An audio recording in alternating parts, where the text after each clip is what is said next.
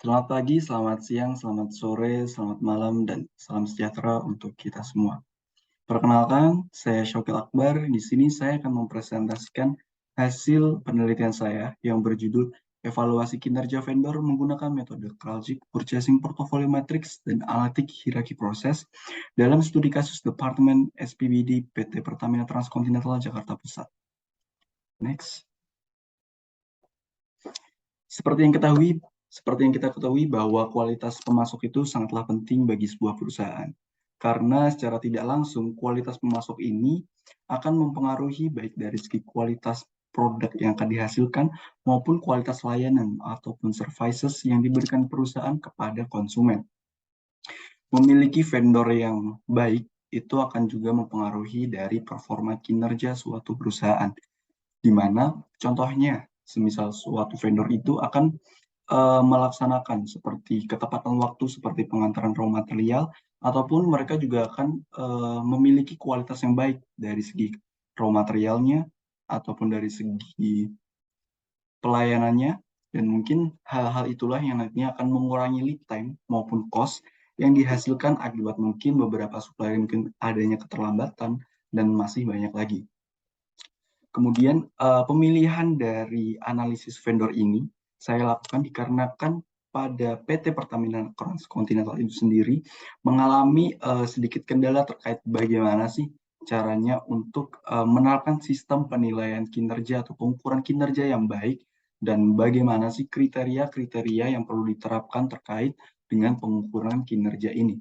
Oleh karena itu, saya di sini memilih tema untuk pengukuran kinerja ini untuk mengukur kinerja dari beberapa vendor yang mungkin berpengaruh besar bagi perusahaan, dan bagaimana strategi pemilihan vendor yang tepat untuk vendor-vendor milik perusahaan PT Pertamina Transkontinental. Next. Oke, di sini ada metode penelitian di mana desain penelitian saya ini menggunakan desain dari penelitian deskriptif dengan pendekatan yaitu kualitatif dan juga kuantitatif. Nah, untuk objek dari penelitian saya pribadi ini itu adalah vendor yang dimiliki oleh PT Pertamina Transkontinental. Vendor ini saya berfokus terhadap vendor barang atau vendor items yang dimana berjumlah sekitar 20 vendor. Di mana 20 vendor ini saya ambil melalui report data perusahaan pada tahun 2019, dan juga saya juga melakukan wawancara terkait dengan standar staff bagian dari SPBD yang mengurus untuk data-data vendor terkait perusahaan.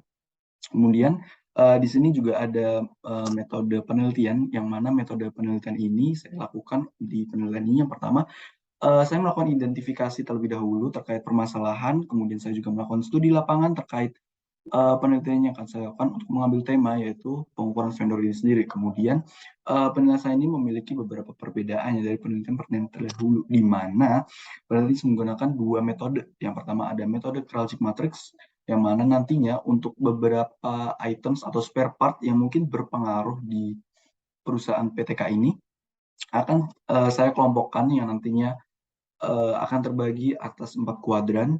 Nah, setelah itu komponen yang termasuk komponen yang sangat berpengaruh atau komponen yang penting akan nantinya kita kelompokkan lagi terkait vendor-vendor yang mensuplainya. Nah, kemudian vendor-vendor yang telah mensuplainya itulah yang nantinya kita akan lakukan pengukuran kinerja menggunakan metode kedua, yaitu metode AHP atau Analytic Hierarchy Process. Next. Nah, di sini terkait pengumpulan data yang saya lakukan, di sini terdapat 20 vendor yang akan saya lakukan analisis, dan terdapat dua indikator ya untuk melakukan metode Kraljic Matrix. Yang pertama ada indikator yaitu terkait supply risk, yang sebelumnya saya sudah melakukan wawancara terkait staff SPBD, dan supply risk ini sendiri saya menggunakan indikator yaitu supply risk table. Yang kedua ada profit impact, yang mana profit impact ini sendiri saya dapatkan dari report data perusahaan yang saya minta dari staf Departemen SPBD. Next. Oke, masuk kepada metode yang pertama yaitu metode Kraljic Matrix ya kan. Di sini merupakan hasil dari metode Kraljic Matrix itu sendiri yang dibagi menjadi 4 kuadran, yaitu ada leverage item, kemudian ada non-critical item, kemudian ada bottleneck item, kemudian yang terakhir ada strategic item. Yang pertama ada leverage item, di mana terdiri atas tali, turalik, dan juga cat kapal.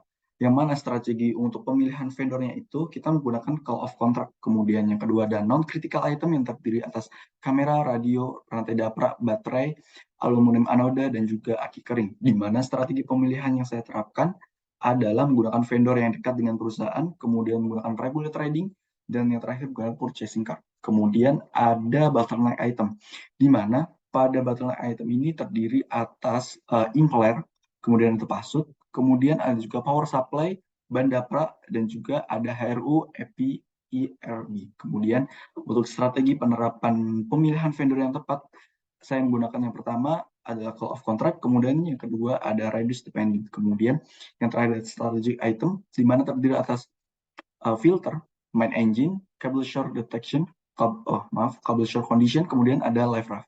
Di mana untuk strategi pemilihan yang tepat saya menggunakan yaitu ada partnership contract, ada asset lock-in, kemudian yang terakhir ada terminate a partnership. Nah, kemudian untuk nantinya hasil dari kuadran strategic item ini akan dikelompokkan untuk beberapa vendor yang nantinya akan dianalisis menggunakan AHP. Untuk selanjutnya adalah analisis yang kedua adalah analisis AHP. Next. Nah, di sini kan hasil dari penelitian saya mengenai metode yang kedua yaitu analitik hierarki proses, yang mana sebelumnya item-item yang telah berada pada kuadran strategic items tadi akan dikelompokkan, kemudian dicari kayak vendornya yang dari item-item yang mensuplai tersebut seperti apa. Kemudian terdapat 4 vendor yang mensuplai dari item tersebut. Ada yaitu vendor A, vendor B, vendor K, dan juga vendor L. Yang mana ini kita analisis menggunakan AHP karena vendor inilah yang mungkin mempunyai pengaruh yang besar terhadap perusahaan PT Pertamina Transkontinental. Hasilnya adalah terkait bobot penilaiannya itu sendiri, yaitu untuk ranking yang pertama ada vendor L, yaitu dengan bobot penilaian sekitar 2,120,